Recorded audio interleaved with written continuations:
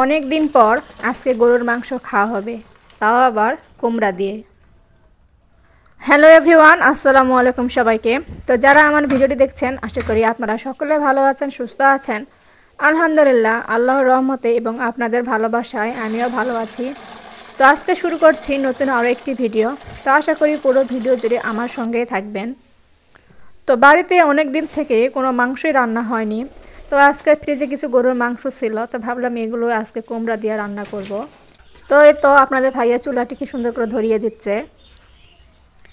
তো ওইদিকে আমি ভাতগুলো বসাই দিয়ে, তো এদিকে মাংসগুলো ভালো করে ধুয়ে নিয়ে এখন আমি ঠিক করে নিচ্ছি, একটু পরে বসাই দেব।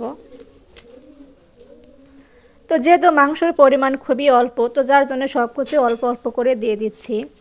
তো আমরা সবসময় সরিষার তেল দিয়ে রান্না করি। তো রান্না বান্না মুড়ি ভর্তা যেটাই বলেন, সব কিছুতে আমাদের সরিষার তেল।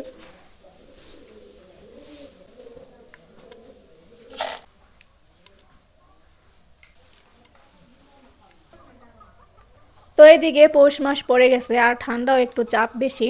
তো সকালবেলা দেখেন সূর্য উঠে গেছে। তো কয়দিন থেকে আবহাওয়া যেরকম ছিল, তো আজকে একটুটা নর্মাল আছে।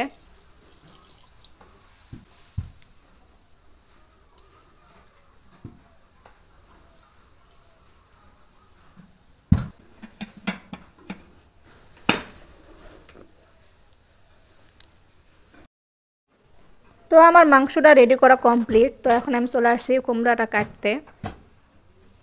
তো এখন চারদিকে কুমড়া বড়ি করার ধুম পড়ে গেছে, কিন্তু আমাদের গাছে এই একটাই কেবল প্রথম কুমড়া।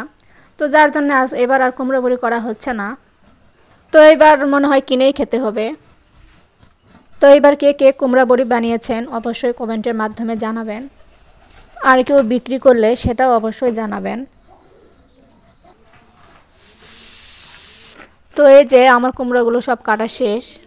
তো এখন এগুলো রান্না করব। তো রান্না করার আগে একটু ভাপ দিয়ে নিব, তাহলে যে কুমড়োর যে গন্ধটা আছে তো সেটা আর থাকবে না। তো এই যে আমার ভাপ দেওয়াও শেষ। তো এখন আমি এগুলো তেলানি দিয়ে নিব। তো অনেকেই আছে যে কুমড়োর একটা গন্ধ আছে, এটার জন্য অনেকেই খেতে পারে না। তো এভাবে যদি ভাপ দিয়ে নেন, তো দেখবেন গন্ধটা আর থাকবে না, খেতেও ভালো লাগবে।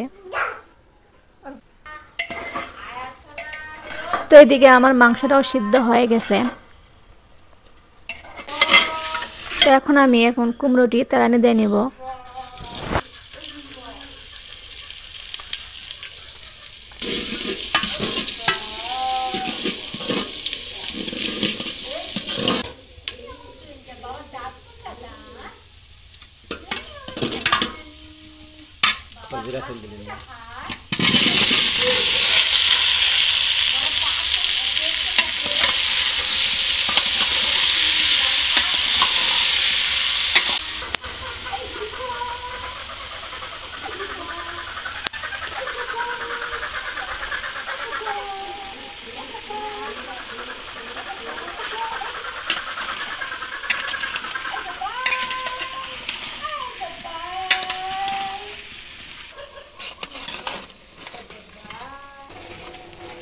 তো কুমড়োটি আগে আমি ভালো করে কষিয়ে নিব, তো তারপর দিয়ে দিব এই মাংসটি।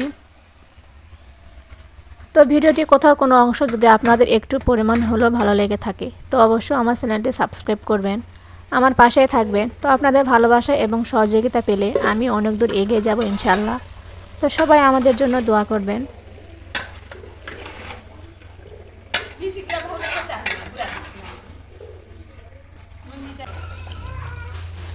তো এখানে আমার কুমড়োটি আর মাংস ভালোভাবে কষানো হয়ে গেছে এবং কুমড়োটাও সিদ্ধ হয়ে গেছে। তো এখন এর মধ্যে পানি দিয়ে দেব, মানে ঝোল দিয়ে নিব।